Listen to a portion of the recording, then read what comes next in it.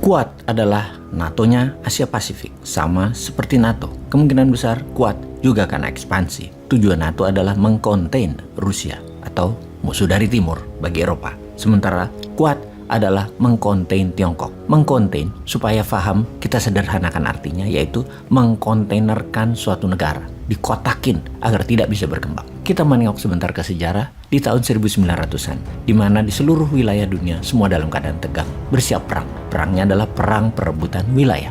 Perang perbatasan perebutan koloni untuk perluasan daerah jajahan. Jadi yang bersih tegang adalah sesama penjajah. Juga para penjajah tersebut di wilayah masing-masing juga menghadapi gerakan nasionalis anti para penjajah yang menggerogoti penjajah dari dalam. Pergesekan antara sesama penjajah misalnya membuat Inggris bersih tegang dengan Perancis di beberapa wilayah Afrika misalnya. Portugis dengan Spanyol di Amerika Latin. Intinya para penjajah seperti Belanda, Inggris, Prancis, Spanyol, Portugis, dan lain sebagainya di mana-mana, di banyak wilayah saling bergesekan, tegang, dan siap perang. Sementara di dataran Eropa, blok Jerman versus blok Inggris juga saling intai untuk bersiap perang. Itu hanya cermin sejarah di awal abad 20. Awal sebelum Perang Dunia Pertama yang memungkinkan sejarah berulang lagi sekarang. Di semua wilayah terjadi ketegangan, baik ekonomi maupun pertahanan dan keamanan. Dalam wacana militer saat ini, ada blok Rusia, juga ada negara yang netral, ada negara yang main dua kaki, dan ada yang oposisi karena takut dengan Amerika, padahal suka dengan Rusia,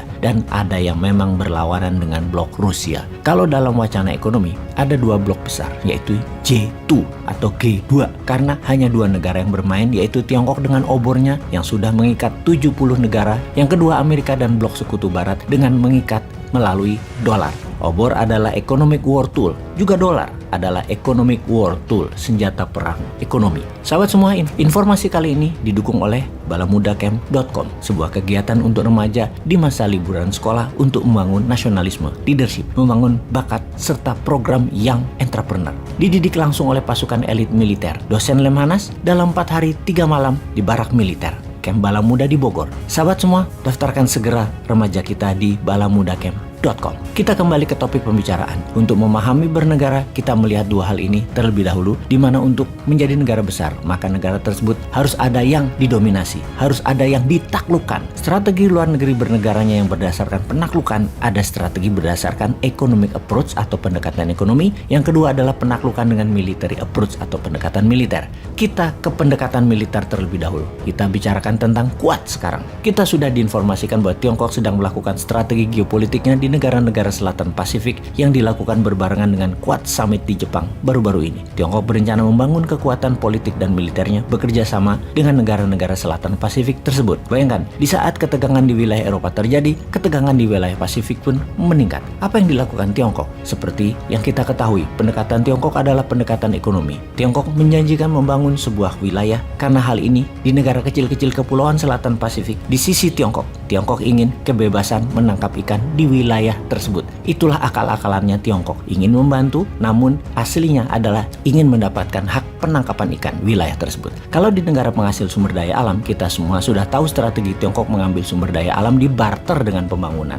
Negara Afrika dan Asia sudah merasakannya. Di negara selatan Pasifik, kekayaan hasil lautnya yang mau dibarter dengan hutang pembangunan infrastruktur dan kebutuhan bangunan lainnya. Untuk strategi tersebut, Tiongkok sudah menyiapkan strategi untuk mengendalikan pertahanan sebuah negara di selatan Pasifik tersebut. Selain dengan menawarkan pembangunan, juga kendali atas pertahanan, sumber daya alam dan narasinya, Tiongkok berniat melakukan kontrol natural security dan narasi agar terlihat Tiongkok adalah negara yang baik. Untuk melaksanakan hal tersebut, Menteri Luar Negeri Tiongkok, Wang Yi, minggu lalu, Wang Yi melakukan tur ke beberapa negara Pasifik tersebut. Bersamanya ikut 25 orang delegasi dengan membawa dokumen yang berisi dalam tanda petik pre-return deal, strategi Tiongkok untuk mendapatkan sumber daya alam laut negara-negara Pasifik tersebut. Dan ketika kembali ke Beijing, Wang Yi mendapatkan 10 persetujuan negara Pasifik Selatan dengan Tiongkok yang akan membangun versus penangkapan ikan Tiongkok di Pasifik. Ke-10 negara tersebut adalah Solomon Island, Kiribati, Samoa, Fiji,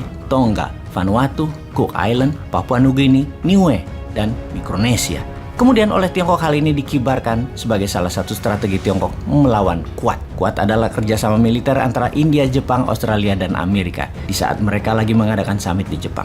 Tiongkok memprovokasi kerjasama ekonomi dengan 10 negara tersebut. Kita ke summit Quad sebentar. Dalam kesepakatan Quad kemarin, Quad memutuskan akan meluncurkan sistem kemaritiman berbasis satelit yang khusus memonitor kegiatan illegal fishing yang dilakukan oleh Tiongkok di wilayah Pasifik sampai Samudra Hindia. Untuk mengcounter tuduhan illegal fishing tersebut, Tiongkok melakukan deal dengan 10 negara Pasifik agar menjadi legal. Isi dari pre-written deal Tiongkok dengan 10 negara Pasifik adalah Maritime Special Plan termasuk izin memancing, pelatihan militer laut, bantuan teknik vokasi, pembangunan pelabuhan. Perjanjian tersebut juga mengizinkan pelabuhan tersebut untuk menjadi pangkalan militer laut Tiongkok. Bahkan hingga film Mandarin diberikan gratis masuk dalam perjanjian tersebut. Kerjasama ini adalah kerjasama militer campur ekonomi selama 5 tahun dengan judul pembangunan ekonomi. Maka yang jadi pertanyaan adalah siapa yang paling diuntungkan? Maka Tiongkok mengatakan tentu negara-negara Pasifik tersebut yang paling diuntungkan, seperti kata Menteri Luar Negeri Tiongkok Wang Yi minggu lalu di berbagai konferensi media di negara Pasifik tersebut. Dengan ditambah bumbu kata-kata indah, bantuan kerjasama tersebut adalah no political string attached atau tidak ada ikatan politik apapun. Ini murni bisnis. Tapi saya dan Anda tahu banget maksud negara Tiongkok itu apa.